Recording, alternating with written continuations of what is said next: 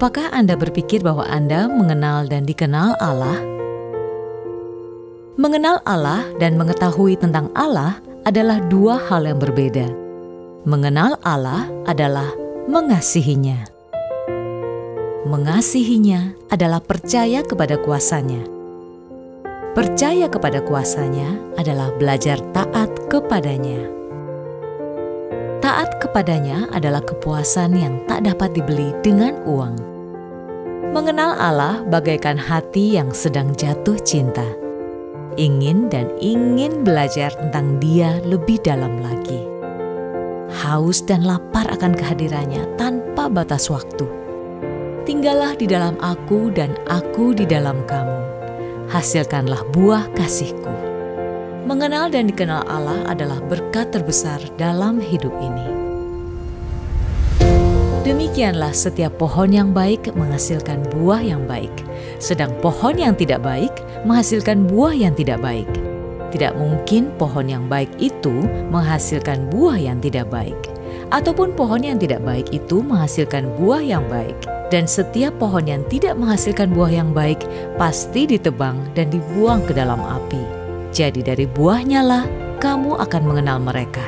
Bukan setiap orang yang berseru kepadaku, Tuhan, Tuhan, akan masuk ke dalam sorga, melainkan dia yang melakukan kehendak Bapa-Ku yang di sorga.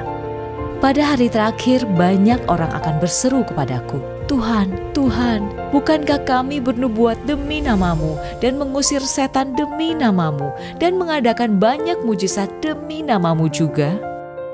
Pada waktu itulah aku akan berterus terang kepada mereka dan berkata, Aku tidak pernah mengenal kamu. Enyalah daripadaku, kamu sekalian pembuat kejahatan. Sudahkah kamu mengenal dan dikenal Allah?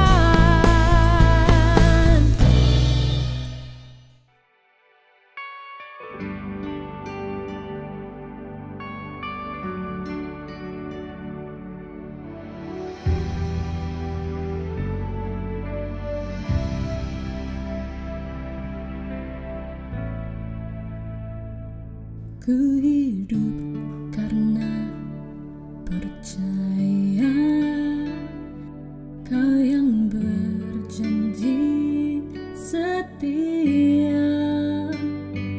Pengharapanku selalu ada di dalam-Mu.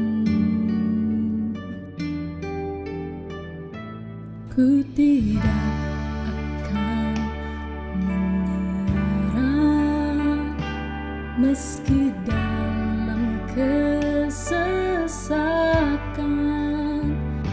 Seluruh hidupku dalam genggaman-Mu.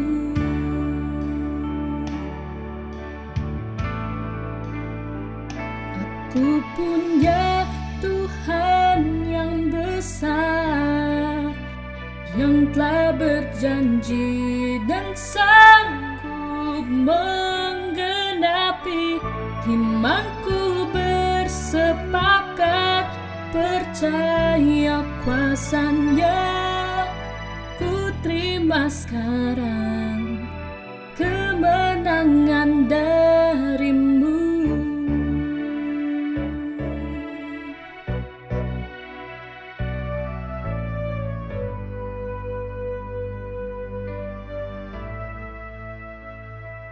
Ku tidak akan menyerah meski dalam kesesakan. Seluruh hidupku dalam genggaman-Mu.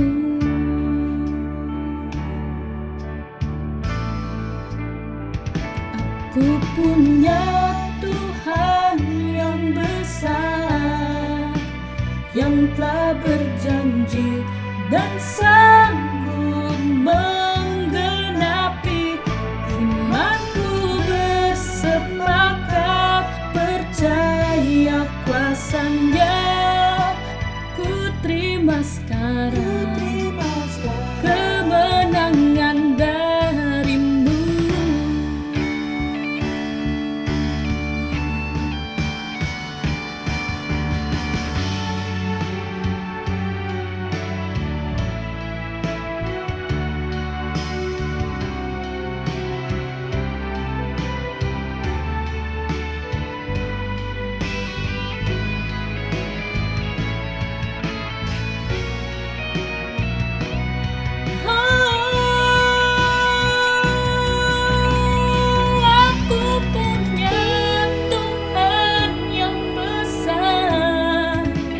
Yang telah berjanji dan sanggup menggenapi.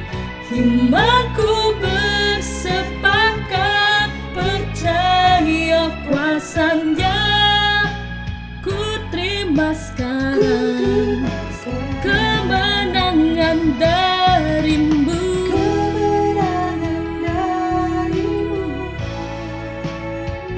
Imanku bersepakat percaya kuasa-Nya.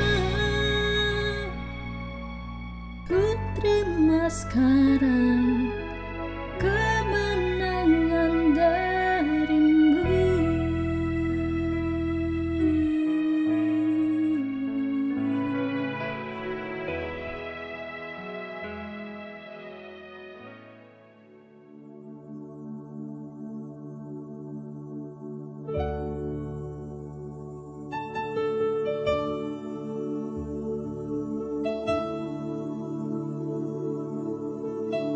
Salam Bapak Ibu semua, kita bersyukur kita masuk dalam minggu kedua bulan Februari. Kita masih dalam seri Mengenal dan Dikenal Allah. Dan hari ini saya akan membawakan firman Tuhan di bawah tema Mengenal Allah dan Bagaimana Mengalami Allah. Mari kita berdoa sebelum kita mendengarkan kebenaran firman Tuhan. Bapa dalam surga, kami mau membaca dan merenungkan firman-Mu, dan hamba berdoa sebagaimana firman-Mu sudah memberkati hamba, menolong hamba untuk belajar, mengenal dan dikenal Engkau. Hamba berdoa supaya kebenaran ini boleh memberkati semua Bapak Ibu yang mendengarkannya. Hamba berdoa supaya tidak satu pun di antara kami kehilangan berkat ini. Di hari-hari terakhir ini kami belajar untuk mengenal dan dikenal Allah. Mengetahui dengan pasti bahwa kami mengenal dan dikenal Allah. Kami berdoa supaya kebenaran firman ini sungguh-sungguh menjawab tiap-tiap pertanyaan kami semua yang sedang bergumul akan hal ini. Dengarkanlah kami dan berkatilah waktu ini.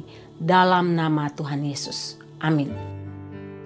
Bapak Ibu, belajar soal mengenal Allah, secara khusus mengalami Allah. Banyak hal kita bisa belajar dari berbagai tokoh Alkitab, baik dalam perjanjian lama maupun dalam perjanjian baru. Tapi hari ini saya senang untuk mengangkat tokoh Naaman, seorang Aram, seorang kafir yang sebelumnya tidak mengenal Allah Israel sama sekali, Allah Yahweh sama sekali. Banyak tokoh ketika bicara soal mengenal Allah, khususnya mengalami Allah, mengalami pengalaman hidup pribadi dengan Allah, banyak kali pengkhotbah mengangkat kisah Ayub. Tapi izinkan kali ini saya membahas kisah tentang Naaman, dan menurut saya ini sangat memberkati hidup saya secara pribadi. Mari kita baca 2 Raja-Raja pasal 5 ayat 1 sampai ayat 15. Saya nggak akan baca semua ayat. Saya hanya akan baca beberapa ayat. Demikian bunyi firman Tuhan. 2 Raja-Raja 5 ayat 1. Naaman, panglima Raja Aram, adalah seorang terpandang di hadapan tuannya dan sangat disayangi. Sebab oleh dia Tuhan telah memberikan kemenangan kepada orang Aram. Tetapi orang itu seorang pahlawan tentara, sakit kusta. Kemudian datanglah Naaman dengan kudanya dan keretanya, lalu berhenti di depan pintu rumah Elisa. Elisa menyuruh seorang suruhan kepadanya mengatakan, "Pergilah, mandi 7 kali dalam sungai Yordan, maka tubuhmu akan pulih kembali, sehingga engkau menjadi tahir." Tetapi pergilah Naaman dengan gusar sambil berkata, "Aku sangka bahwa setidak-tidaknya ia datang keluar dan berdiri memanggil nama Tuhan Allahnya, lalu menggerak-gerakkan tangannya di atas tempat penyakit itu, dan dengan demikian menyembuhkan penyakit kustaku. Bukankah Abana dan Parpar, sungai-sungai Damsik, lebih baik daripada segala sungai di Israel? Bukankah aku dapat mandi di sana dan menjadi tahir?" Kemudian berpalinglah ia dan pergi dengan panas hati. Bapak Ibu, saya baca kisah tentang Sem, seorang anak muda yang baru saja lulus dari sekolah jurnalis. Ketika dia lulus, dia punya banyak cita-cita dan banyak imajinasi. Dia berimajinasi dan bermimpi bahwa satu waktu dia akan menjadi seorang penulis yang terkenal, yang hebat seperti Twain, Tolstoy, Dickens, penulis-penulis yang karya mereka dibaca secara internasional, bahkan melahirkan karya yang hebat, difilmkan, dibukukan, ditranslate dalam berbagai bahasa, dibaca oleh pembaca universal di seluruh dunia. Sehingga waktu dia lulus, dia melamar di berbagai tempat, tapi belum diterima karena dia tidak punya pengalaman. Sampai satu waktu dia baca koran dan dia mendapatkan satu tawaran yang bersifat pribadi, bekerja kepada seorang penulis yang terkenal yang buku-bukunya selalu dia baca. Penulis ini bernama Arthur. Waktu dia memberikan surat lamaran, pagi, sorenya dia segera dipanggil. Dia datang, dibawa ke gedung yang mewah, ke tempat Arthur, diantar oleh pelayan, dibawa ke dalam ruangan yang boleh dikatakan super mewah dengan barang-barang antik di sana. Ketika dia diwawancara, dia ceritakan bahwa bagaimana dia bermimpi untuk menjadi seorang penulis seperti Arthur. Dia sering membaca juga buku-buku Arthur.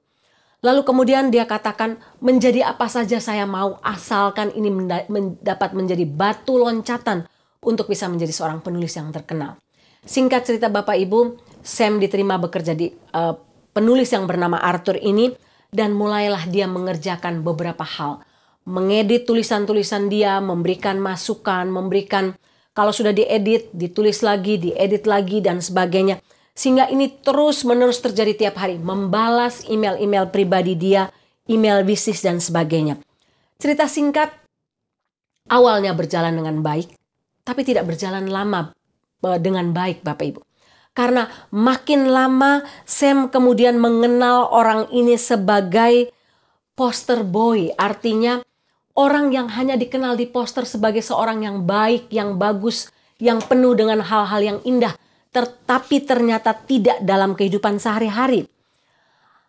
Sam menyadari bahwa Arthur tidak seperti yang ada dalam bayangan banyak orang. Banyak orang surat kabar menuliskan kalau dia orang yang murah hati, yang selalu memberikan kuliah tentang jurnalistik secara gratis di berbagai university. Dan buku-buku bacaannya sangat-sangat luar biasa. Tidak satupun dari itu didapati Sam secara benar. Dia kemudian mendapati bahwa dia selalu dibentak tiap kali dia gagal untuk melakukan tugasnya. Dia dibentak bahkan ketika dia sakit. Arthur tidak dapat menerima alasan dia. Dia dimaki, dia dimarah, dia direndahkan di depan orang. Bahkan di hadapan teman-temannya. Bapak Ibu, singkat cerita, 1 tahun sesudah berjalan dia diterima. Sam mengundurkan diri dan dia katakan, saya tidak akan pernah lagi bahkan untuk membaca buku yang ditulis oleh Arthur. Bapak Ibu, hal ini memang sangat menyedihkan, bukan? Tapi inilah yang terjadi dalam kehidupan kita hari-hari. Meskipun pengalaman Arthur ini sangat menyedihkan dan mengecewakan, dia pikir bahwa dia bisa mengenal Arthur sebagai orang yang menawan, yang luar biasa, yang murah hati, yang baik dan sebagainya. Tapi ternyata itu hanyalah topeng Arthur yang dikenakannya di hadapan semua orang. Dia sebenarnya adalah orang tua yang jahat, yang egois, yang kritis, yang pendendam, bahkan yang sangat kejam, yang sangat pelit. Karena pernah 1 kali dia bahkan dipotong gajinya ketika dia tidak datang oleh karena sakit. Bapak Ibu, menarik kisah ini kita belajar, tapi inilah gambaran prinsip yang sedang hendak saya angkat hari ini untuk menguraikan tentang pengenalan terhadap Allah. Pengenalan yang sejati hanya berdasarkan pengalaman kita dengan seseorang. Makin hari saya belajar mengenal Pak Riki, saya makin tahu siapa dia. Dari tahun ke tahun saya masih belajar untuk mengenal siapa pribadi orang yang saya nikahi ini sebenarnya. Sama dengan pengalaman kita dengan Tuhan. Belajar mengenal Tuhan artinya experience dia tiap-tiap hari secara pribadi berdasarkan pengalaman saya dan bukan berdasarkan apa kata orang. Waktu saya kecil, saya mengetahui bahwa oh Tuhan menjawab doa. Oh Tuhan buat ini. Oh Tuhan itu maha kuasa. Oh Tuhan itu maha kudus. Tapi sesudah saya born again, lahir baru, saya mengalami sendiri pengenalan pribadi dengan Tuhan. Mengalami sendiri tiap-tiap karakter Tuhan dalam hidup saya. Dari situlah saya belajar untuk mengenal Tuhan lebih baik dan lebih dalam lagi. Sehingga mengenal dan dikenal Allah adalah hal terpenting dalam kehidupan orang percaya. Kita tidak dapat mengenal Allah jika kita tidak pernah mengalami Dia dalam hidup kita. Hari ini kita belajar dari Naaman. Bapak Ibu tahu Naaman adalah seorang yang luar biasa. Dia seorang pembesar, panglima Raja Aram. Dia seorang yang terpandang di hadapan tuannya, disayangi oleh tuannya, bahkan dia dikatakan sebagai pahlawan bangsa Aram. Melalui bagian Naaman ini kita akan belajar bagaimana konsep apa yang kita belajar dari mengenal Allah, khususnya mengalami Allah. Banyak kali orang katakan, oh kamu bisa mengenal Allah melalui membaca firman Tuhan, merenungkan, melalui waktu-waktu doa, saat teduh dan sebagainya. Betul Bapak Ibu, 100% betul. Tapi mengalami Allah adalah hal yang lebih dalam, lebih dari sekedar kita membaca, merenungkan firman Tuhan, dan mengambil waktu-waktu doa. Karena pengalaman kita pribadi dengan Dia akan menentukan bagaimana kita mengenal Dia. Ada 2 hal yang saya ingin kita belajar dari kisah Naaman hari ini. Bagaimana kisah Naaman mengalami Tuhan yang akan membuat kita belajar 2 hal penting ini. Yang pertama adalah dari pengalaman hidupnya dengan Tuhan, dari mengalami Tuhan secara pribadi dalam hidup dia, Naaman belajar bahwa jalan Tuhan tidak sama dengan jalan manusia. Jalan Tuhan bukan jalan manusia. Bapak Ibu, Naaman adalah seorang yang terpandang pada masa itu. Ayat 1 katakan dia panglima Raja Aram. Dia terpandang, dia sangat disayangi. Dia memberikan kemenangan demi kemenangan bagi kerajaan Aram. Itulah sebabnya dianggap sebagai pahlawan bangsa Aram.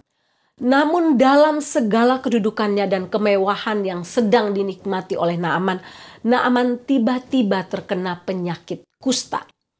Penyakit kusta adalah penyakit yang boleh dikatakan langka pada masa itu. Bukan saja langka, tapi tidak ada penyembuhnya.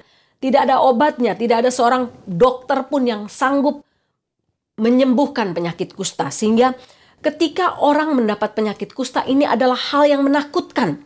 Benar-benar menakutkan. Bahkan orang yang mendapat kusta akan dikucilkan ke tempat tertentu dalam waktu tertentu, bahkan mungkin seumur hidupnya. Naaman mendengar bahwa ada seorang hamba Tuhan Elisa di Israel yang dengan kuasa Tuhan, yaitu Tuhan Allah Israel, mampu untuk menyembuhkannya. Naaman mendengar berita ini dari seorang anak kecil, budak kecil yang dibawa pada waktu bangsa Aram datang dan mengambil orang-orang perempuan Aram dan anak-anak untuk menjadi budak. Dan salah satu adalah anak gadis ini yang menjadi pembantu dari istrinya. Nah, dari anak inilah Naaman mendengar tentang kehebatan Tuhan Allah Israel. Waktu Naaman mendengar ini, dia mendapat kabar bahwa hanya Allah Israel yang sanggup memberikan kesembuhan bagi dia. Maka pergilah dia ke Israel untuk mendapatkan pengobatan, mendapatkan kesembuhan. Tetapi sampai di sana dia menjadi kecewa Bapak Ibu. Karena ketika dia berhendak bertemu dengan Nabi Elisa tidak menjumpai dia secara face to face. Nabi Elisa hanya memberikan pesan yang diberikan kepada orang lain kepada Naaman. Bagi Naaman ini sangat mengecewakan karena dia adalah seorang pembesar. Dia adalah seorang yang hebat, seorang yang terkenal. Bagaimana mungkin Elisa hanya mengirim seorang utusan untuk memberi perintah yang sangat simpel kepada dia. Bapak Ibu, perintah Elisa hanya satu. Biarkan atau beritahukan kepada Naaman untuk pergi ke sungai Yordan dan celupkan badannya di sana sebanyak 7 kali. Perintah itu membuat Naaman menjadi marah Bapak Ibu. Perintah untuk mandi di sungai Yordan, mencelupkan diri di sungai Yordan sebanyak 7 kali. Seolah-olah merendahkan dia dan merupakan tindakan penghinaan bagi dia. Sehingga dia kecewa.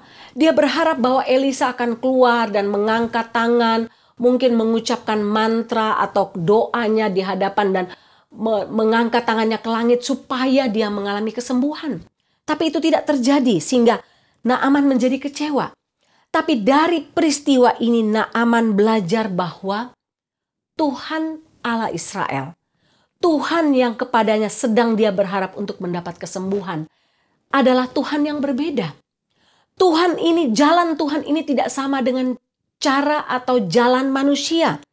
Cara Tuhan ini berbeda dan tidak dapat dimengerti secara manusia karena jauh di luar akal dan hikmat manusia.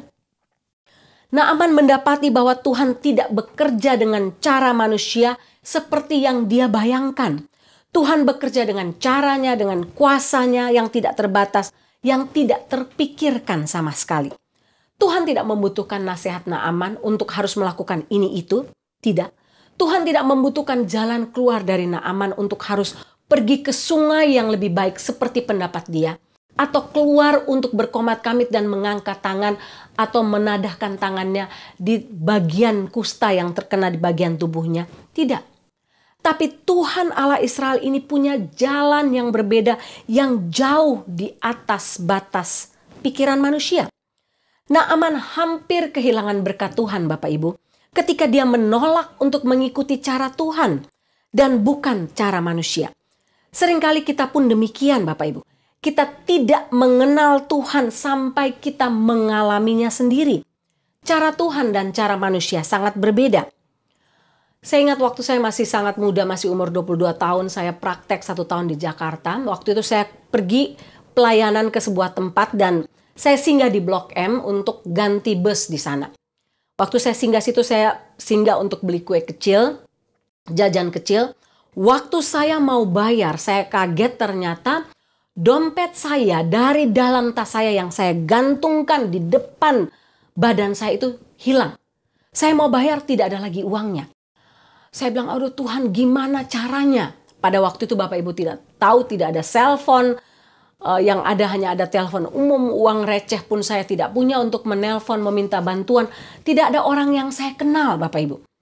Saya berdoa, Tuhan tolonglah supaya perampok itu mau mengembalikan dompet saya. Itu doa saya. Tapi tidak terjadi, Bapak Ibu. Kemudian saya pikir saya harus mengambil langkah. Ada suara dalam hati saya katakan, naik saja bus ke tempat kamu akan pergi. Walaupun dalam hati saya katakan, bagaimana Tuhan saya naik bus dan bagaimana saya membayarnya. Suara kecil itu hanya katakan, naik saja ke bus di mana kamu harus pergi untuk melayani. Saya naik ke bus itu, apa yang terjadi Bapak Ibu? Ada seorang ibu yang masuk lebih dahulu sebelum saya. Dia katakan, oh saya nggak punya uang kembalian. Karena kita harus memasukkan uang pas, saya nggak punya uang kembalian. Lalu sopir bus itu katakan, oh kalau begitu saya nggak punya uang kembalian. Lalu ibu itu katakan, oh berikan saja untuk anak perempuan di belakang. Dan itu saya Bapak Ibu. Sampai di tempat pelayanan saya melayani seperti biasa. Biasanya tempat pelayanan itu memberikan amplop, satu untuk hamba Tuhan, satu untuk tempat pelayanan saya. Dari situlah saya ada uang. Dari situlah saya belajar untuk mengenal Tuhan melalui mengalaminya secara pribadi. Mengalami bahwa jalan Tuhan bukan jalan kita. Saya mengharapkan Tuhan, berdoa agar Tuhan mengembalikan dompet saya, menggerakkan hati perampok itu, mengembalikan dompet saya. Tapi tidak, Tuhan memakai cara lain. Demikian Bapak Ibu, banyak kali Tuhan mengajar kita mengenal Dia dengan mengalami hal-hal, pengalaman pribadi dalam hidup kita. Dengan cara Tuhan. Jalan Tuhan tidak sama dengan jalan manusia. Sejauh timur dari barat, sejauh langit dari bumi, demikianlah pikiran manusia dan pikiran Tuhan berbeda. Bapak Ibu, Ayub berpikir bahwa dia telah mengenal Tuhan karena dia diberkati Tuhan dengan cara yang luar biasa. Hidup benar, hidup saleh, diberkati Tuhan secara finansial dan sebagainya. Tapi ternyata tidak. Ketika Ayub ditempatkan Tuhan mengalami penderitaan, barulah Ayub belajar mengenal Tuhan. Bukan dari apa kata orang, tapi berdasarkan pengalaman pribadi dia dengan Tuhan, mengalami Tuhan, mengenal Tuhan justru ketika dia berada dalam penderitaannya. Bapak Ibu, bagaimana dengan Bapak Ibu? Saya mengalami bahwa itulah yang terjadi dengan Naaman, bahkan dengan tokoh-tokoh lain seperti Musa. Musa berpikir bahwa dengan hidup sebagai seorang Israel yang diajarkan untuk mengenal Tuhan sejak masa kecilnya, tinggal dalam kerajaan Mesir sebagai keluarga kerajaan. Dan dia berpikir bahwa dia telah mengenal Tuhan sampai dia membunuh orang Mesir yang menyiksa orang Israel, Bapak Ibu. Tapi ternyata tidak. Dia tidak mengenal Tuhan, mengalami Tuhan sampai Tuhan membawa dia ke tempat pelarian dia di Midian. Ketika dia menggembalakan kambing domba mertuanya. Dan di sanalah dia bertemu dengan Tuhan dalam semak belukar. Tuhan memanggil dia, berbicara kepada dia. Disitulah dia belajar mengenal Tuhan. Tuhan memberikan banyak pengalaman pribadi antara dia dengan Tuhan. Sampai disitulah Musa tahu bahwa dia mulai belajar mengenal Tuhan. Melalui padang gurun demi padang gurun. Melalui membawa bangsa Israel yang tegar tengkuk keluar dari tanah Mesir. Bukan ketika dia berada di tengah-tengah kerajaan Mesir yang megah. Bapak Ibu, beberapa tahun lalu, saya ingat sekitar tahun 2010-2012, waktu saya dan Pak Riki masih melayani di GMII, saya ingat benar kami bersama-sama dengan majelis mulai bergumul untuk mencari tempat gereja baru. Karena masalah rent dan sebagainya, kami mulai berdoa, berusaha merging dengan beberapa gereja dan sebagainya. Dan satu demi satu jalan itu gagal. Kami pernah mau rent waktu itu di Cottonwood, pernah mau rent di gereja Lutheran di Long Beach dan sebagainya. Seolah-olah semua sudah terjadi tiba-tiba batal dan gagal. Kami tidak pernah menyangka bahwa jalan Tuhan bukan jalan kami ketika Tuhan membawa saya tahun 2014 sampai 2016 melayani di NLIF waktu itu. Dan dari jalan inilah kemudian Tuhan membawa untuk GMI dan NLIF bergabung di bawah NLCC Indonesia. Bapak Ibu, waktu balik ke belakang dan melihat kembali bagaimana cara Tuhan membawa GMI bersatu dengan NLIF, ini menjadi sesuatu hal yang bagi saya sampai saat ini kekaguman yang luar biasa. Kadang-kadang kita berpikir, oh saya mau begini, oh saya berpikir jalan begini. Tapi tidak, ketika kita mengenal Tuhan lebih dalam lagi, mengalami Tuhan, kita akan melihat bahwa jalan Dia tidak pernah sama dengan jalan kita. Jalan Dia begitu berbeda. Selama kita tidak memaksakan diri kita untuk berjalan di jalan kita, maka kita akan melihat bahwa Tuhan akan menunjukkan kekuasaannya yang luar biasa. Bagaimana dengan Bapak Ibu? Bagaimana hidup pribadi Bapak Ibu? Hidup pekerjaan Bapak Ibu, hidup dalam keluarga Bapak Ibu. Apakah Bapak Ibu pernah mengalami Tuhan dan melihat bahwa pengalaman pribadi kita dengan Tuhan, mengalami Tuhan itu membawa kita kepada titik jalan Tuhan, bukan jalan saya. Jalan Tuhan berbeda dengan jalan saya. Jalan Tuhan tidak pernah sama dengan jalan saya, dengan jalan manusia. Hal kedua yang Naaman belajar dari pengalamannya pribadi sebagai orang kafir, belajar mengenal Allah yang benar, Allah Israel, Allah Yahweh adalah Naaman belajar bahwa mengenal Tuhan, dalam hal ini mengalami Tuhan, dia melihat kebesaran kuasanya. Pada saat dia melihat kebesaran kuasanya, dia belajar untuk melihat dan mengenal keterbatasannya sebagai manusia. Tapi pada saat yang bersamaan juga Naaman belajar untuk tunduk dan taat di bawah otoritas Allah.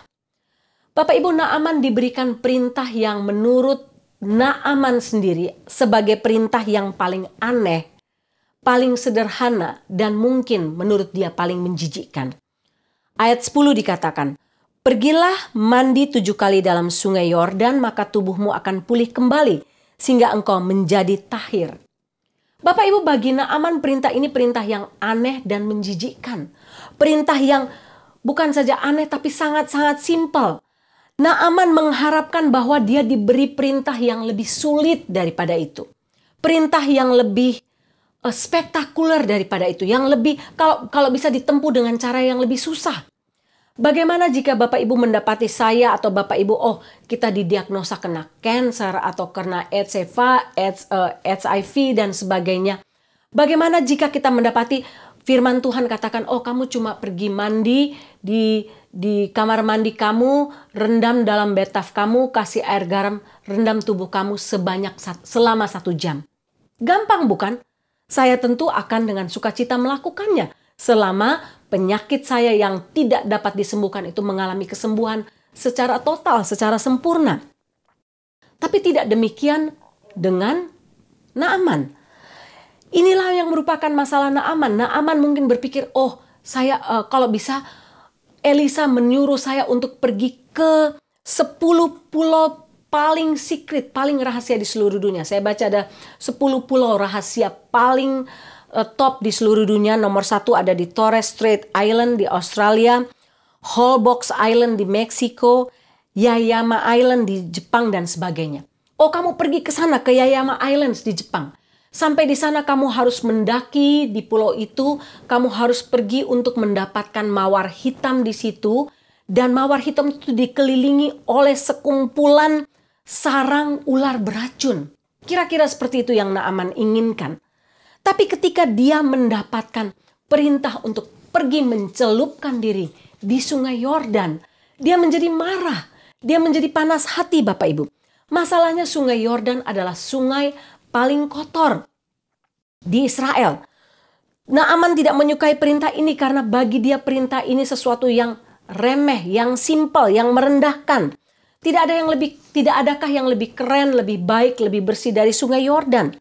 Sehingga Bapak Ibu, jalan manusia tidak sama dengan jalan Tuhan seperti poin pertama tadi. Tapi justru dari perintah yang sederhana dan aneh ini, Naaman mendapati bahwa mengenal Allah, mengalami Allah secara langsung. Bagaimana Allah berintervensi atas penyakit kustanya dalam 3 hal. Yang pertama kita melihat bahwa Naaman belajar bahwa Dia mengenal Allah yang selama ini hanya dia dengar dari kisah gadis budak yang dibawa dari tanah Israel ke tanah Aram sebagai budak di tanah Aram. Dari selama ini dia hanya mendengar kisah tentang Tuhan itu, Tuhan Allah Israel, dari gadis kecil ini, bahkan dari istrinya, melalui gadis kecil ini. Tapi sekarang dia mengalami sendiri kuasanya yang tidak terbatas itu. Kuasa Allah itu tidak dibatasi oleh kotornya sungai Yordan. Kuasa Allah itu tidak dibatasi oleh harapan Naaman untuk Tuhan atau Elisa datang keluar dan berkomat-kamit dan mengangkat tangannya untuk memberikan dia kesembuhan, atau pergi ke 10 pulau terrahasia di seluruh dunia mendapatkan mawar hitam dan sebagainya seperti yang saya bilang tadi. Tidak. Allah menunjukkan kuasanya dengan cara yang ajaib. Hanya apa? Dengan pergi ke sungai Yordan, mencelupkan tubuh Naaman sebanyak 7 kali. Dia akan mengalami kesembuhan total dan Naaman melakukannya. Walaupun dengan marah anak buahnya katakan, Tuhan, yang disuruh itu sangat gampang. Bukankah Tuhan ingin kesembuhan? Pergi, lakukan itu. Simple. Dan Naaman memilih untuk taat. Bapak Ibu, disitulah ketika hal itu terjadi, Naaman melihat kebesaran kuasa Tuhan. Kuasa Tuhan yang tidak dibatasi oleh kekotoran atau kenajisan sungai Yordan. Bapak Ibu, seringkali kita membatasi kuasa Tuhan dengan pikiran kita yang sempit. Banyak kali ketika kita belajar untuk mengenal Tuhan, mengalami Tuhan, kita membatasi kuasanya dengan pikiran kita yang sederhana dan yang tidak ada apa-apanya ini. Tapi melalui pengalaman pribadi dengan Tuhan, kita akan melihat bahwa makin dalam kita mengenal Tuhan, kuasanya tidak terbatas. Dia bisa memakai beribu cara untuk menjawab doa kita, untuk mendengarkan keluh kisah kita, untuk memenuhi mimpi-mimpi kita dan memenuhi apa yang diinginkan dalam hidup kita. Bapak Ibu ingat ketika orang lumpuh yang duduk di depan gerbang indah meminta uang kepada Petrus dan Yohanes. Apa yang Petrus katakan kepada orang ini? Petrus hanya katakan, emas dan perak tidak ada padaku. Tetapi apa yang kupunyai kuberikan kepadamu. Demi nama Yesus Kristus orang Nazaret itu, berjalanlah. Orang lumpuh itu seketika itu juga berjalan. Dia lumpuh sejak lahirnya, Bapak Ibu. Dia melihat, mengalami sendiri bagaimana kuasa Allah tidak terbatas hanya dengan kata-kata itu. Demi nama Yesus Kristus, orang Nazaret itu, berjalanlah. Bapak Ibu, ketika perempuan yang mengalami pendarahan 12 tahun yang sudah menghabiskan uangnya sekian banyak, menyentuh ujung jubah Tuhan Yesus, tiba-tiba dia merasakan sekujur tubuhnya mengalami kesembuhan dan pendarahannya berhenti dalam sesaat. Tanpa kata-kata, hanya dengan menyentuh ujung jubah Tuhan Yesus. Kuasa Allah tidak terbatas, tidak dibatasi oleh kekotoran sungai Yordan, pikiran kita yang sempit, dan oleh berbagai hal lain Bapak Ibu. Makin kita mengenal Allah, kita mengalami Dia, kita akan tahu bahwa kuasanya sungguh tidak terbatas. Dari pengalamannya bersama dengan Tuhan, ketika dia mengalami kesembuhan ini, Naaman juga belajar, bukan saja kuasa Tuhan tidak terbatas, tapi dia belajar bahwa hidupnya sebagai seorang manusia sangat terbatas. Kuasanya, kemampuannya, apa yang dimilikinya, tidak ada apa-apanya dibandingkan dengan kuasa Tuhan. Seberapapun tinggi jabatan Naaman, seorang yang sangat tinggi, dia menyadari bahwa dia tidak dapat membeli kesembuhan. Bapak Ibu bicara soal kesehatan, saya yakin Naaman sudah pergi dari dokter ke dokter, tabib ke tabib, meminta para dewanya untuk memberikan dia kesembuhan. Dan dia tidak mendapatkan satupun kesembuhan atau janji kesembuhan dari manapun. Sampai dia bertemu dengan Allah Israel. Disinilah Naaman belajar bahwa Tuhan Allah yang tidak terbatas itu menunjukkan kepada dia seberapapun hebat dia. Seberapapun banyak kekayaan dia. Dia tidak dapat membeli kesembuhan. Dia terbatas. Dia adalah manusia yang hanya merupakan debu. Saya baca kisah tentang seorang petani dari Yunan Tiongkok yang bernama Wei Sufu. Putrinya baru berusia 6 tahun tapi menderita penyakit yang berat. Dia sudah menghabiskan uangnya, tabungannya sekian banyak sampai habis ludes tabungannya. Tapi anaknya tidak mengalami kesembuhan. Anaknya ini harus membutuhkan transplantasi sumsum tulang belakang. Dan membutuhkan paling tidak 500 juta rupiah. Dia tidak punya uang itu. Sehingga apa yang dia buat? Dia ambil anaknya, dia taruh di atas seperti tempat tidur kecil di luar. Dia bakar berbagai herbal di bawah dan mengasapi anaknya supaya anaknya mengalami kesembuhan.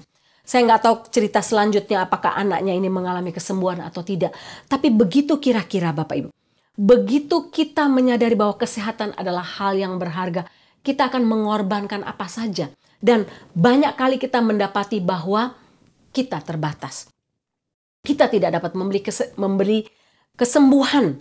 Kita tidak dapat menukar kesembuhan dengan apapun yang kita miliki. Kita hanya debu di mata Tuhan. Itulah sebabnya dalam ayat 15 Naaman katakan, dia mengakui Allah, dia menyadari bahwa tidak ada Allah kecuali Allah di Israel. Dan dengan pengakuan itu Naaman secara tidak langsung mengakui bahwa saya hanyalah manusia terbatas dalam segala hal, walaupun saya punya kedudukan yang tinggi. Bapak Ibu, dan yang terpenting ketika kita belajar untuk mengenal Allah, kita harus sampai kepada titik ini. Tidak saja menyadari kebesaran kuasa Allah, tapi menyadari keterbatasan kita sebagai manusia yang berdosa, yang tidak dapat mengontrol dan mengatur jalan hidup kita. Yang ketiga yang terpenting dari bagian kedua ini adalah Naaman belajar bahwa dengan mengalami Allah, dia belajar untuk tunduk di bawah kuasa dan otoritas Allah. Dia harus tunduk pada kuasa dan otoritas Allah untuk mengalami kesembuhan, untuk mendapatkan kuasanya, mujizatnya, mengalami kesembuhan dari penyakit kusta. Jalan Tuhan menuntut ketaatan. Naaman menginginkan kesembuhan dan dia harus mengikuti petunjuk Tuhan.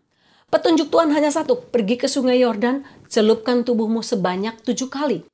Tidak ada yang istimewa dari air sungai Yordan, Bapak Ibu. Air sungai Yordan tidak mengandung magic, tidak. Kuasa Tuhanlah yang menyembuhkannya. Bahkan mencelupkan badan 7 kali bukanlah hal itu yang menyembuhkannya, tapi ketaatan untuk melakukan 7 kali celup. Kalau dia lakukan 6 kali, dia nggak akan sembuh. Dia lakukan 8 kali, 9 kali, 2 kali nggak akan sembuh. 7 kali harus mencelupkan badannya untuk mendapatkan kesembuhan. Sehingga ketaatan adalah salah satu bentuk pengenalan akan Allah. Jalan Tuhan menuntut ketaatan.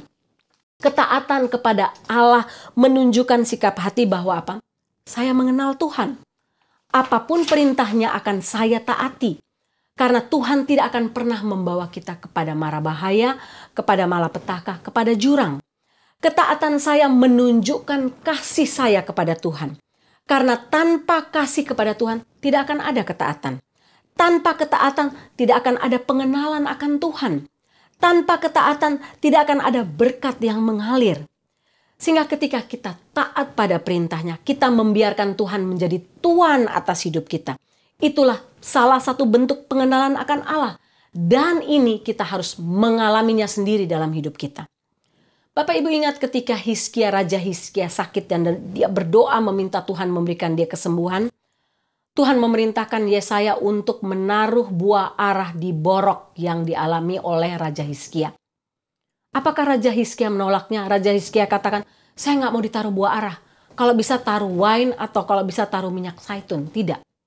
Raja Hizkia taat, buah arah ditaruh di boroknya dan dia mengalami kesembuhan dan umur panjang.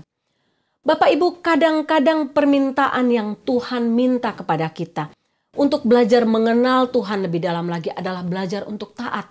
Mungkin bukan taat untuk pergi mandi 7 kali di sungai Yordan. Mungkin bukan untuk menaruh buah arah di borok kita. Tapi Tuhan minta bertobatlah untuk hal-hal tertentu. Mungkin Tuhan mau melakukan mujizat dalam hidup kita, kesembuhan dalam hidup kita, atau apapun bentuk pergumulan yang sedang kita alami sekarang.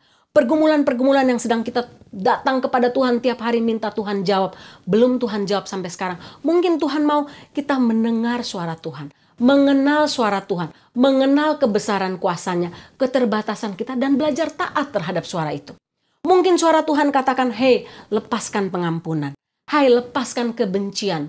Lepaskan dendam, lepaskan sakit hati, kesombongan, kepahitan hati, kejahatan-kejahatan tersembunyi yang selama ini kamu simpan yang menghalangi berkat Tuhan bagi kamu. Bapak Ibu, mengalami Tuhan juga membutuhkan ketaatan. Kita hanya perlu untuk melangkah dalam iman dan berjalan di jalan yang Tuhan minta, Tuhan perintahkan kita lakukan. Selanjutnya adalah urusan Tuhan. Sembuh atau tidak adalah urusan Tuhan. Tapi itulah bagian atau tahap untuk mengenal Tuhan. Tahap untuk hidup dalam ketaatan kepada suaranya. Kita tidak dapat mengalami Tuhan, mengenal Tuhan lebih dalam lagi jika kita tidak hidup tunduk dan taat kepada perintah dan otoritasnya. Apapun bentuk perintah itu. Saya baca kisah tentang seorang ibu yang berjuang melawan penyakit luar biasa. Tahun 2014, tidak diceritakan namanya, no name dalam kesaksiannya. Dia menderita 2 penyakit autoimun dan hidup dari infus satu ke infus lainnya. Tubuhnya berhenti membuat atau menghasilkan hemoglobin sendiri. Dokter sudah memberikan dia prescription untuk minum prednison dalam jumlah yang banyak. Dia bilang, oh saya nggak mau, dan seterusnya dan seterusnya. 5 bulan dia melakukan perawatan sampai dia terus belajar untuk mengenal Tuhan melalui hidup dia. Dia tanya, Tuhan, apa yang harus saya buat? Dia ikut satu Bible study selama 4 hari seperti retreat, dan selama Bible study 4 hari itu dia belajar satu hal. Tuhan mengupas dia sedikit demi sedikit. Dia berpikir bahwa selama hidup dia ini dia sudah mengenal Tuhan, ternyata tidak. Tuhan mengupas hidup dia seperti orang mengupas lapisan bawang satu demi satu. Ternyata dia mendapati dalam hidup dia hidup dalam roh ketakutan. Dia hidup dalam tidak mau mengampuni orang tuanya, tidak mau mengampuni saudaranya, tidak mau mengampuni dirinya sendiri. Sehingga akhirnya suara Tuhan katakan, lepaskan kemarahan itu. Lepaskan pengampunan. Pengampunan kepada orang tuamu, kepada saudaramu, kepada dirimu sendiri. Sesudah dia mengambil tekad untuk melepaskan semuanya, Bapak Ibu, dia mengalami kesembuhan tanpa campur tangan dokter dan obat-obatan. Bertahun-tahun dia menanggung penyakitnya ini, dan dia mengalami kesembuhan secara total, secara sempurna dari Tuhan. Akar penyakit autoimun dan multiple sclerosis yang menyerang tubuh dia sejak dia umur 20 tahun, sekarang umurnya 60 tahun, hilang dalam sekejap. Bapak Ibu, saya nggak tahu apa pergumulan yang sedang Bapak Ibu alami dalam hidup Bapak Ibu. Tapi belajar mengenal Tuhan adalah mengalami Tuhan. Kita tidak mungkin hidup dalam pengenalan kepada Tuhan kalau kita tidak mengalami pengalaman demi pengalaman pribadi dengan Tuhan. Ketika kita melihat bahwa jalan Tuhan bukan jalan kita, jangan pernah memaksakan jalan Tuhan dengan jalan kita. Ketika kita belajar bahwa kuasa Tuhan itu tidak terbatas, kita terbatas, tapi kita harus hidup dalam ketaatan kepadanya. Saya nggak tahu apa jenis ketaatan yang sedang Tuhan minta dari Bapak Ibu juga, tapi belajarlah untuk taat kepada suara kecil itu dalam hati kita. Belajarkan, dengarkan suara itu melalui Tuhan secara langsung, perenungan pribadi kita dengan Tuhan, melalui orang lain, belajar tunduk pada otoritas Tuhan. Percayalah, kita akan hidup dalam berkat Tuhan yang tidak berkesudahan. Mari kita terus belajar untuk mengenal Tuhan dengan mengalaminya tiap-tiap hari. Kita berdoa. Tuhan, hamba terbatas dalam menyampaikan kebenaran firman-Mu yang sangat dalam tentang Naaman. Tapi hamba berdoa supaya pengalaman Naaman, pengalaman Ayub, pengalaman Musa, pengalaman tokoh-tokoh Alkitab lainnya menjadi pengalaman berharga untuk kami. Tolong kami untuk belajar tunduk di bawah otoritas Tuhan. Belajar mengenal kekuasaan Tuhan, kebesaran Tuhan, jalan Tuhan yang luar biasa. Belajar mengenal Tuhan dari pengalaman pribadi kami dengan Tuhan tiap-tiap hari. Hamba berdoa jika ada di antara kami yang hari ini Tuhan perintahkan untuk taat pada suara Tuhan, mengalami Tuhan secara pribadi. Tolong kami, beri kami hati yang penuh dengan kerendahan hati untuk taat, tunduk pada perintah Tuhan, dan mengalami berkat Tuhan. Mengalami Tuhan, mengenal Tuhan, mengalami hal-hal yang kami dambakan selama ini dalam hidup kami. Terima kasih Tuhan.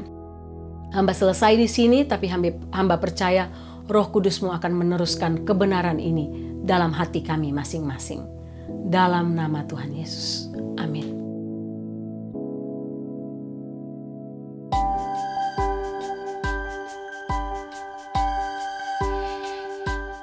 Saya berdoa supaya kebenaran firman Tuhan dan jalannya ibadah hari ini memberkati kita semua. Bapak Ibu, selamat ulang tahun untuk Elvira tanggal 7 Februari dan untuk Bu Vita tanggal 10 Februari. Mari kita mengakhiri ibadah kita tundukkan kepala dan kita menerima berkat Tuhan. Tuhan memberkati engkau dan melindungi engkau. Tuhan menyinari engkau dengan wajah-Nya dan memberi engkau kasih karunia. Tuhan menghadapkan wajah-Nya kepadamu dan memberi engkau damai sejahtera. Amin.